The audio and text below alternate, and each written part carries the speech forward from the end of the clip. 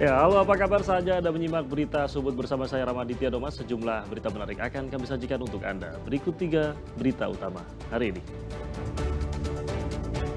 Seorang anggota DPRD Sumut dilaporkan ke polisi karena diduga melakukan tindakan asusila dengan menghamili seorang wanita berusia 24 tahun di Kota Medan. 5 bulan tidak ada perkembangan keluarga korban kasus pencabulan seorang penyandang disabilitas berusia 15 tahun di Serdang Bedagai. Datangi Polres Serdang Bedagai. Menikmati sensasi bakso rujak, bakso dengan wadah buah nanas dan taburan aneka buah di Kabupaten Deli Serdang.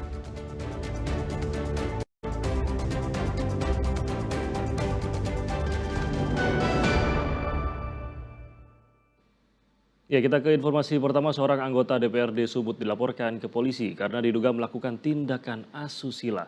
Ia juga dilaporkan atas dugaan melakukan tindak pidana kekerasan seksual terhadap seorang wanita berusia 24 tahun di Kota Medan karena meminta pertanggungjawaban atas kehamilannya.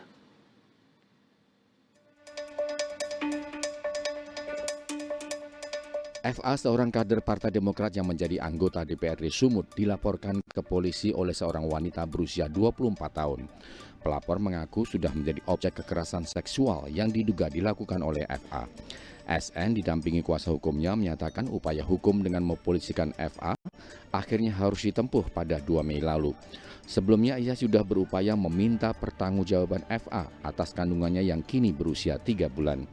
Namun setelah meminta pertanggungjawaban, SN mengaku dianiaya dan dipaksa menuruti nafsu FA di sebuah hotel. Setelah itu, sang anggota dewan menghilang serta memblokir kontak pelapor. SN mengaku menjalin komunikasi dengan FA sejak bulan Januari 2025 lalu terkait pekerjaannya sebagai marketing sebuah bank swasta. Ya, klien saya untuk berjalan-jalan dan akhirnya mengarahkan ke suatu hotel. Dan pada saat itu saudara FA dan saudara SN akhirnya tiba di hotel dan saudara FA mengajak untuk melakukan hubungan. Dan pada awal Maret, tanggal 2 Maret, seiring berjalannya waktu, saudara SN melaporkan kepada FA. Laporan tersebut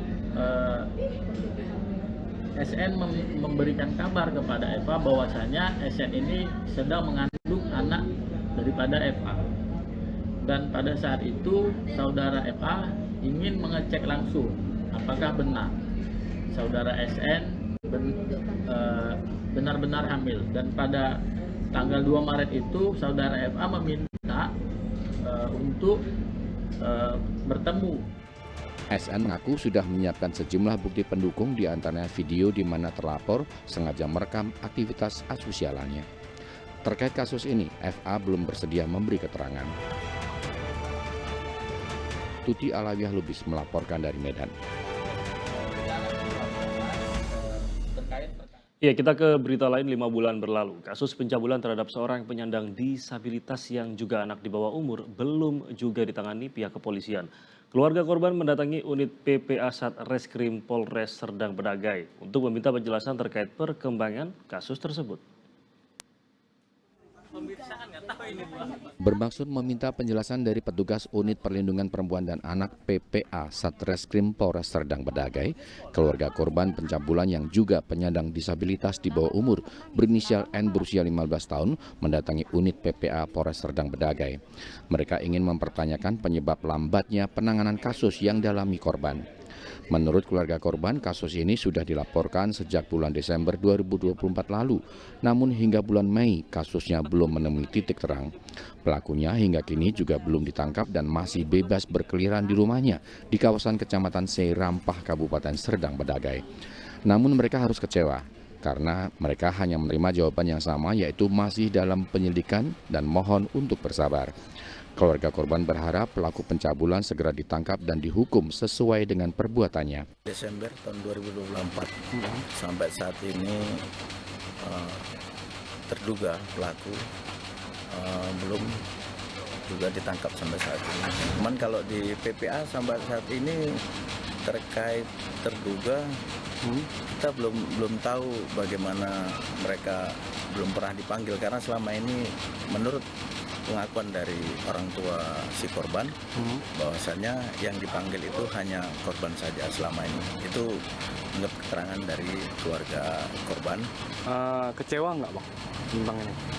Ya, kita dari Lembaga Perlindungan Anak sangat kecewa sekali dengan kinerja dari unit PPA karena dari mulai bulan Desember 2024 sampai saat ini belum juga ada keterangan yang memuaskan untuk kita tindak lanjutnya.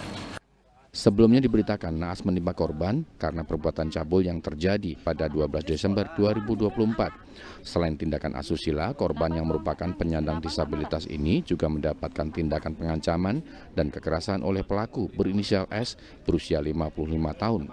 Tangan korban diborgol dan sempat dipukul jika tidak mengikuti hasrat pelaku. Muhammad Hamdani melaporkan dari Serdang Bedagai.